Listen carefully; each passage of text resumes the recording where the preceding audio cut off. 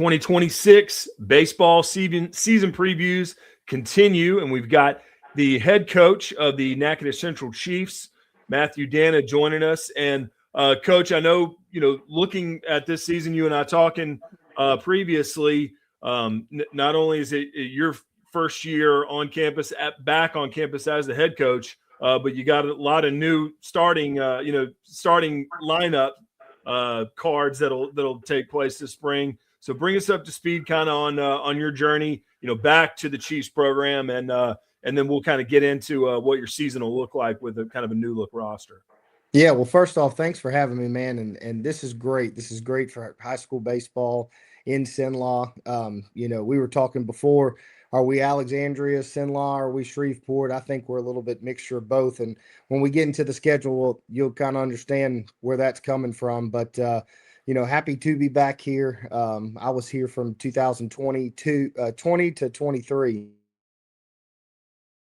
with Coach Kaufman, and I was his assistant. And, we took some time and moved to North Carolina for a couple of years, and really worked for a Hall of Famer over there who really helped me grow and finish where I am today, and kind of polished off my tenure for what it's going to take, to make Natchitoches Central continue to be good.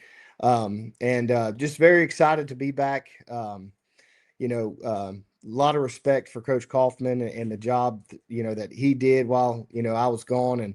And, just excited to be back in this chair. And, we've got a complete new roster, a lot of new guys.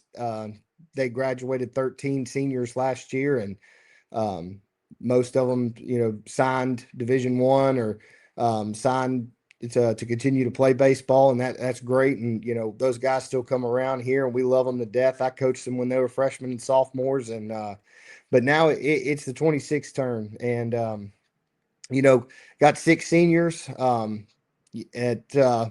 they were here, they were freshmen when I left, so not too unfamiliar with them, just from their freshman year. But the growth that they've had the 2 years I was gone, getting prepared for now, they're stepping in the spotlight. And there's a lot of new faces in the program. We've got 12 freshmen that we took on in June, and got our JV roster as well. So we're at 36 kids in the program today. We started out at 48 in August, and it's kind of dwindled down a little bit, but proud of the 36 guys that we have. And, I think they're hungry. When the shoes that they've been in the last couple of years is they've just been on the on deck circle. They've just been waiting and waiting. And now it's finally their turn. And, I think they're excited. We've been very blessed to get a couple scrimmages in over the last couple of nights. And it's good. It's just as good for them as it is for me, as we're 5 days away now from writing that game 1 lineup, seeing who can handle what, who can play where, and trying to establish our pitching rotation, and just get ready to go for the 26th season. I told them last night when we got home from Northwood Shreve, I said there was a time in our locker room, we've had a countdown till game day, and there was a time it was at 185, and it's at 5 now. So it snuck up. It got here quick. I always feel like the fall flies by, and the month of January takes 4 years. But we're here now. We're in February, and got the Jamboree this weekend and opening night on Monday night. So you talked about some of those guys. It's their turn now, and we discussed a few of those players. Like you said, for the most part, you've got new starting lineups at almost every spot. But through these early scrimmages and kind of what you went through over the summer and fall and everything like that, who amongst your roster you think you'll lean on early on based on, like I said, what you've seen in scrimmages and other times as a team thus far? Yeah, so we got Owen Smith coming back, who just signed about an hour ago to continue playing football at Kansas Wesleyan, and we're super proud of him. But he's coming back, and he's gotten some varsity time. I've got Jace Hale that's gotten some varsity time. Zach Jordan got a little bit, and Caden Kirkendall got a little bit of varsity time. But we're talking maybe 5 total innings. So I was watching a couple of our coaches, their preseason interview before I got on here, and they're talking about, returning hundreds of innings and on the mound and a bunch of ABs coming back. We're not there. That's not who we are right now. So the goal this year is we've been hammering growth and achieving excellence. That's just what we're after. And I've seen that since January 5th to today. Even last night, we were totally different the last two nights than we were Friday night against North Dakota. Just from an approach standpoint, understanding different situations in the game. And, I'm excited that we actually get to practice today. It feels like, and it's like that when you get in the season, practice time really cuts in half, and it's game after game after game, where today we really get to evaluate and go back to work at practice and fix some little mistakes. But we've got guys that have a little bit, but have a little bit of playing time underneath their belt, but it's not the gauntlet that we're about to go through. I don't schedule easy. I go after the best of the best that I can, because we play in District 1-5A, and people have listened to me talk before. I truly believe it is one of the best districts in the state, top to bottom. So we schedule tough to get them ready for that district schedule. And most importantly, it's putting Jace Hale, Owen Smith, Zach Jordan, those guys in pressure situations in big games early, so that when we get to into March, beginning of April, it's not pressure anymore. It's just another day at the ballpark. So we're really excited about them. They've really bought in since I got here, to my approach of how we do things and our culture. We grinded hard in the weight room from August to October. We didn't touch a baseball, actually. I was very adamant about that. They go all summer. They play for me. They play for their travel teams. We give them off from the game of baseball, just to save their arms too, and B, just kind of let them reset focus. We're packing on, weights and trying to get them bigger, faster, stronger. And then in October, we'll go into like a fall camp series and really hammering fundamentals. And, as we came back for preseason, it's been, a lot of practice. My practices are very intense. They're fast. We demand a lot out of them at practice, because if I make it hard at practice, come February 9th, come February 29th, whatever it is, we're ready to go. So, again, we're excited.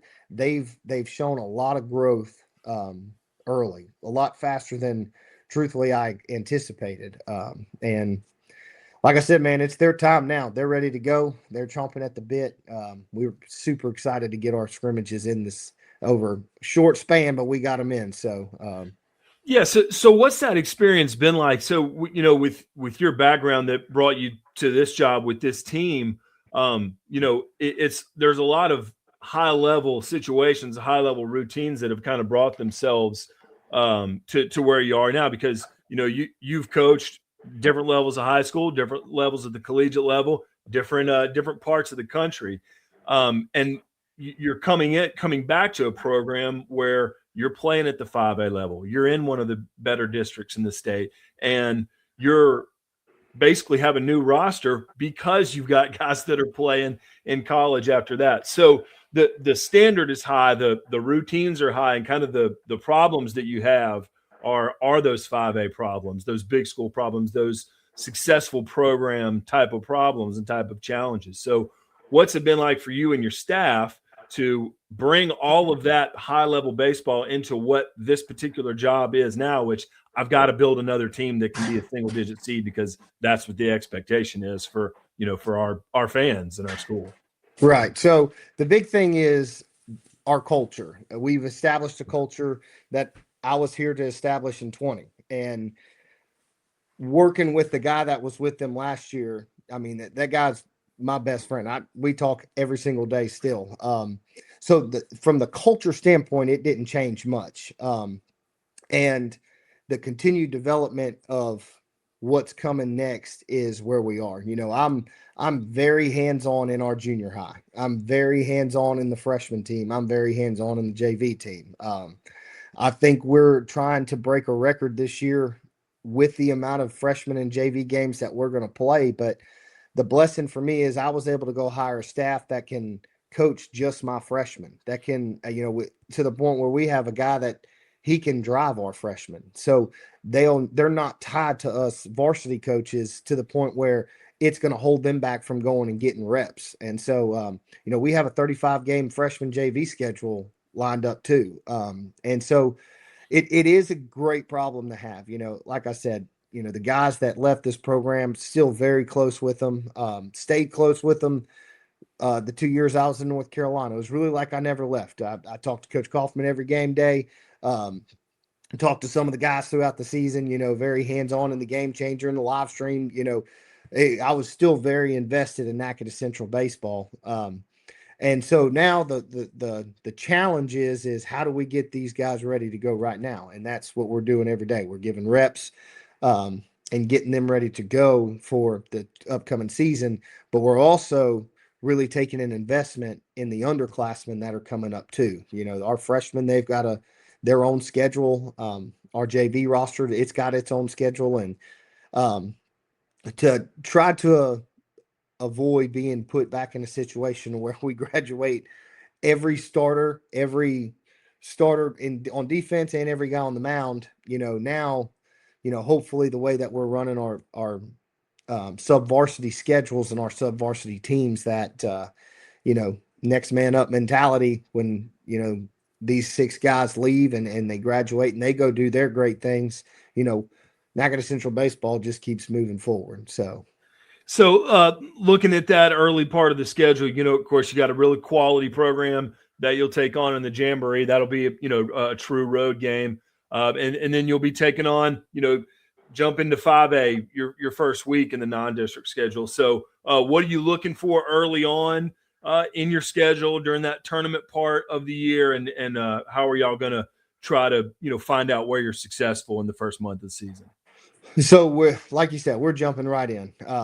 We're excited about coming to the Tioga tournament. The Tioga Jamboree. Always really good quality baseball there. I actually texted Coach Knuckles yesterday and said, "Hey, send me the games that are before us." And it's a good one. I mean, he does a great job of stacking the Jamboree. And then opening night we're going to take on Lakeview. That's a in parish school, and their coach over there he's an alumni from Natchitoches Central and really wanted to play. And I was like, you know what? Like, what better brand of baseball in Natchitoches Parish than the 2 Natchitoches teams playing? So we're going to open up with them, and then it's straight to game 2's the defending 4A state champion North DeSoto Griffins. At their place, it is a tournament, but that's a road game, and always high quality baseball at that game over the last 6-7 years. And then, we've got Ouachita Christian and Loyola, 2 very, very good programs, and that's your week 1. So week 2, we'll open up, we'll travel down to Ash and play Coach Briggs, which Coach Briggs gave me my first job out of college. I was his freshman coach at Live Oak. So great relationship there.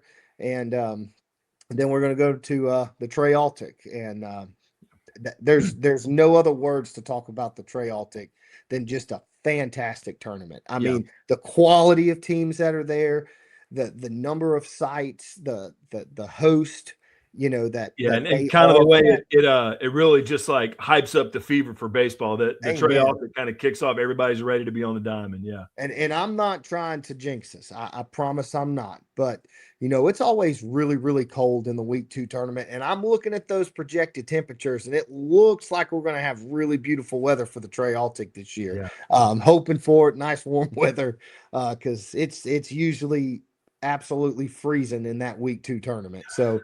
And then we're going to come back home, and we're going to play Winfield Stanley, and then we're headed down to Ellick for the Red River Classic. And, we get to play 2 really good Ellick schools in Pineville and Menard, and highlighted with we're going to get to play Central Baton Rouge on Saturday morning at Menard.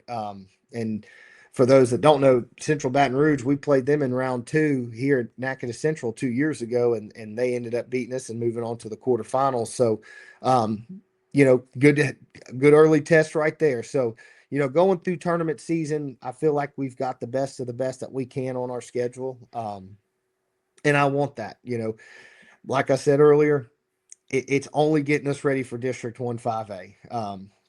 Because once you get out of tournament season, you're in 1-5A, and we open up with a great Houghton team that's always loaded with arms, and Captain Shreve, um, Bird, Benton, Airline, Parkway, the list goes on. Yep. It's loaded.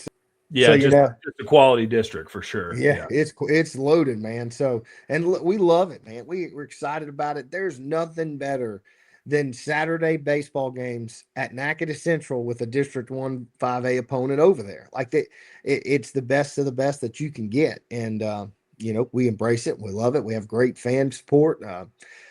I want to highlight this too. We played North Dakota Friday in a scrimmage here after the snow week and all that stuff. Very, very fortunate to get that game in. And, we sold 118 tickets to get into that game. And we have about 95 season ticket holders, and we don't charge kids 10 and under, and we don't charge our students. I mean, it was packed. A Friday night, it was 35 degrees, and Chad Hargis was packed over there. People love baseball in Natchitoches Parish, and the excitement that it's built around. And, if we have that on a 35-degree night against North Dakota, District 1 5A is going to be great. Yeah. I mean, it's just going to be great. And, we love it. And, it makes us better every night we play. Yeah. And again, like you mentioned, a high level schedule all throughout. Wound up with Dutchtown last year in the playoffs. That's one of, if not the biggest school in the state as far as enrollment goes. So correct. Yeah, y'all are at the highest level, and a single digit seed, a 7 seed last year. The Natchitoches Central Chiefs are a mainstay in the top levels of baseball in Louisiana. So we want to thank head coach Matthew Danna for helping us to preview the Chief season, and we'll get to see plenty of you as y'all have some road games in our area and try to make it back to the Division I non-select playoffs. So yes, sir. Coach, thanks for your time today, and hopefully we can see you soon. Yeah, thank you. Yeah, Chiefs. We'll see y'all later. Yes, sir.